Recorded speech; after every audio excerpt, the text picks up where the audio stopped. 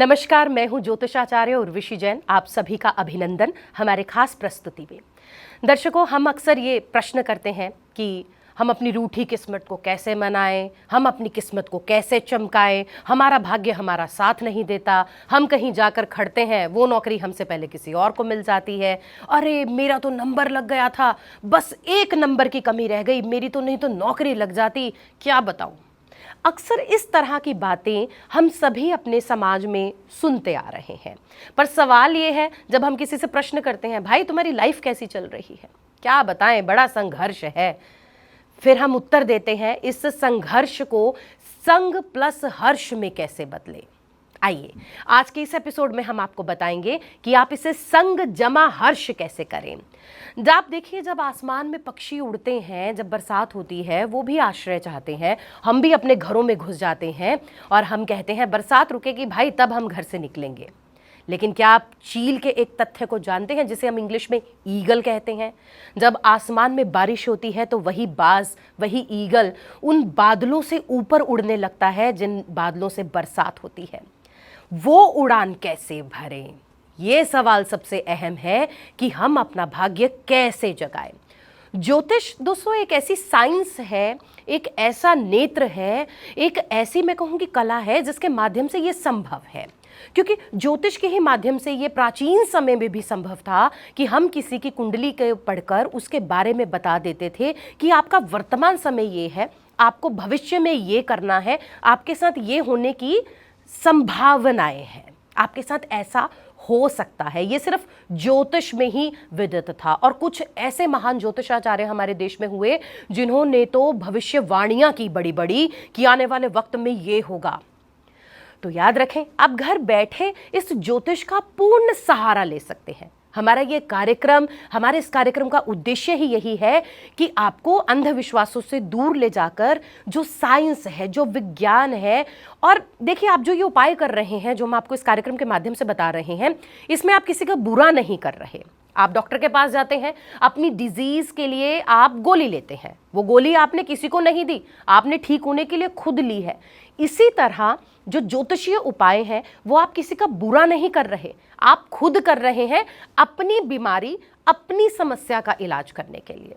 तो उम्मीद करते हैं जो लोग ये सोचते हैं कि जी नहीं, हम नहीं विश्वास करते, ज्योतिष वोतिष में हमारा कोई विश्वास नहीं, हम तो कर्म को मानते हैं, तो कर्म के देवता भी तो भाई शनिदेव ही हैं।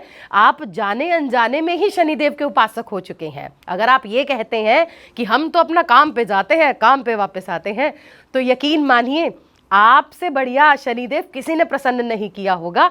पर हम उसे ज्योतिष की भाषा में कहते हैं कि आपने शनि को मना लिया, और आप कहते हैं जी हम नहीं किसी को मानते, हम तो बस अपना कर्म करते हैं। बात वही है, साइंस वही है, ईश्वर वही है, ग्रह वही है, सूर्य देव के आप रोज दर्शन करते हैं, बस आप ये कहें कि मैं मानता नहीं हूं, वो बात जुदा है। चलिए दर्शकों, अपने विषय पर आते हैं। हम बात कर रहे थे अपनी किस्मत चमकाने की।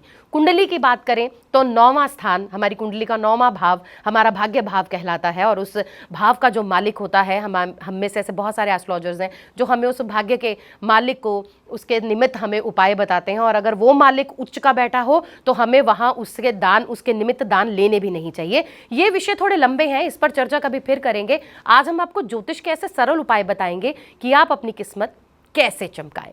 चलिए अब आपको बताते हैं कि आप अपनी रूठी किस्मत को कैसे बनाएं, अपने भाग्य स्थान को आप प्रबल कैसे करें। देखिए वो कुंडली का एक अलग विषय है, लेकिन हम आपको ऐसी छोटी छोटी ज्योतिष की टिप देंगे कि आपकी जो किस्मत है वो आपका साथ देने लगेगी। याद रखें, आप जब भी बाहर से अपने घर आएं तब कभी भी खाली हाथ ना आएं। कोशिश करें आपके हाथ में कुछ भी चीज़ हो। आप अपने बच्चों के लिए कुछ लेकर आएं, आप अपनी बीवी के लिए चाहे एक वक्त की सब्जी ही लेकर आएं। और अगर आप इतना भी नहीं कर पा रहे हैं तो आप एक पत्ता ही हाथ में लेकर आएं, लेकिन लेकर जरूर आएं, खाली हाथ बिल्कुल ना घर आएं। तो चलिए दर्शकों, अब आपको बताते हैं एक अगला उपाय, आपकी बंद किस्मत को खोलने का उपाय। ध्यान से सुनिएगा। ये उपाय आपको शुक्ल पक्ष के शुक्रवार को शुरू करना है। आपको एक दुकान पर जाना है और ताला चाबी खरीदनी है। याद रखिए, ताला लोहे का या फिर स्टील का होना चाहिए और किसी धातु का नहीं होना चाहिए। जब आप इसे खरीदें तो दुकान पर इसे खोलकर ये चेक ना करें कि ये ताला खुल रहा है, चाबी लग रही है। आप बस एक ताला चाबी खरीद लें, उसे अपने घर ले आएं। वो जो आपको जिस बक्से में मिलेगा, जो भी गत्ते की डिब्बी में मिलेगा, उसे डिब्बी को अपने सिरहाने रखकर आपको सोना है। रात्रि में आप अपनी सेटी पर रख सकते हैं।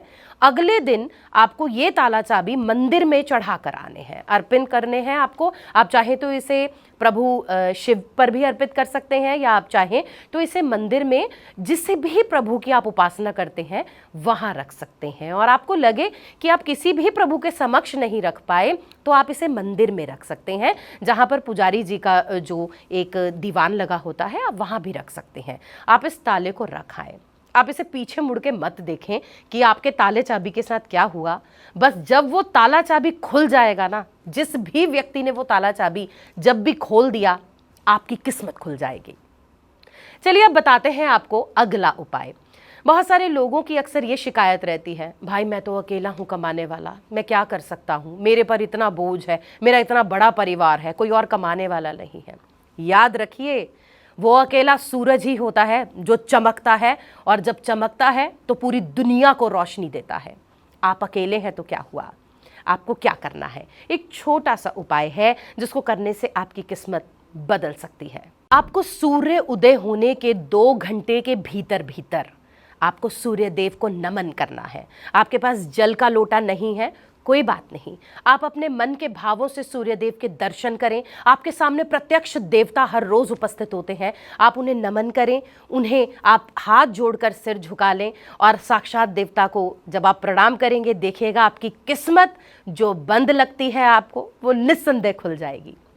अगला उपाय उन लोगों के लिए बताना चाहेंगे जो कहते हैं कि हम कहीं भी चले जाएं, हमें कोई यश नहीं मिलता, हम कहीं भी चले जाएं, हमने इतना लोगों का भला किया लेकिन एंड में हमारे ही सिर बुराई पड़ी है, हमें हमारे रिश्तेदार बुरा मानते हैं, हमें तो हमारी किस्मत ही बुरी है। हम कहीं चले जाएं वो दुकान बंद हो जाती है, हम कहीं चले जाएं हमारी किस्मत साथ नहीं देती, लोगों की वही दुकानें इतनी चल रही है, हमारी दुकान नहीं चल पा रही। यानी कि कहीं ना कहीं दोष आप अपनी किस्मत को अल्टीमेटली दे रहे हैं। तो उस किस्मत को दोष देने की बजाय आप रेगुलर 40 डेज के लिए एक उपाय करें। कुछ नहीं करना, आपने पार्टी देनी है। अब आप कहेंगे जी हम पार्टी कैसे दें, हम तो इतने सामर्थ्यशील होते तो 40 दिन तक अगर पार्टी देने योग्य होते तो हम आपका कार्यक्रम नहीं देख रहे होते, शायद हम भी अपने एसी रूम में बैठे बॉस बने रोब झाड़ रहे होते। सही कहा आपने। तो मैं आपको बताती हूँ आपने पार्टी किसको देनी है। आपने पार्टी चींटियों को देनी है। वो असंख्य चींटियां हैं, काले चींटे, भूरी चींटियां। आपने अपने घर से थोड़ा सा आटा भूनना है, उस भुने हुए आटे में आपने या तो बूरा डाल दें या शक्कर डाल दें, जो भी आपके पास घर में चीज़ अवेलेबल है। ये भी अवेलेबल नहीं है, आप चीनी के कुछ दाने डाल दें। आपने आटा भुना, चीनी ली और बस चींटियों को चले जाएं पार्टी करने की, हे ईश्वर मैं भोजन तो नहीं किसी को करवा सकता, दाने दाना आप देने वाले हो, तो मेरी तो क्या औकात है, बस मेरी ये छोटी सी प्रार्थना है, कहीं ये मेरी सेवा लगा दीजिएगा। आपको निरंतर 40 डेज ये उपाय करना है। फिर देखिए किस्मत कैसे पलटा लेती है। वही आप, वही आपके रिश्तेदार, वही आपके लोग, वही आपकी नौकरी, लेकिन सब कुछ आपके पक्ष में होगा। तो दर्शकों, हम उम्मीद करते हैं कि हमारे ये छोटे छोटे उपाय, आपने किसी का बुरा नहीं किया है, याद रखिएगा, कोई अंधविश्वास नहीं है, आपने सिर्फ अपने लिए कुछ अच्छा किया। ये उपाय आप श्रद्धा के साथ करें, आप अपने इस एहसास के साथ करें कि ये उपाय मुझे ज़रूर फलीभूत होंगे, तो निस्संदेह आपको फलीभूत होंगे। आज की प्रस्तुति में दर्शकों इतना ही। आपकी रूठी किस्मत मान जाए, आपकी किस्मत आपका साथ दे, हम यही चाहते हैं। अगले एपिसोड में हम हाजिर होंगे एक नए विषय के साथ कि आपके घर की झाड़ू ऐसी कौन सी डायरेक्शन में रखें, या वो झाड़ू जब हम खरीदने जाते हैं, या वो झाड़ू को रखने की प्लेसमेंट कौन सी होनी चाहिए जिससे हमारे घर में बरकत हो, ये बताने की कोशिश करेंगे। आज इतना ही, दे इजाज़त, नमस्कार।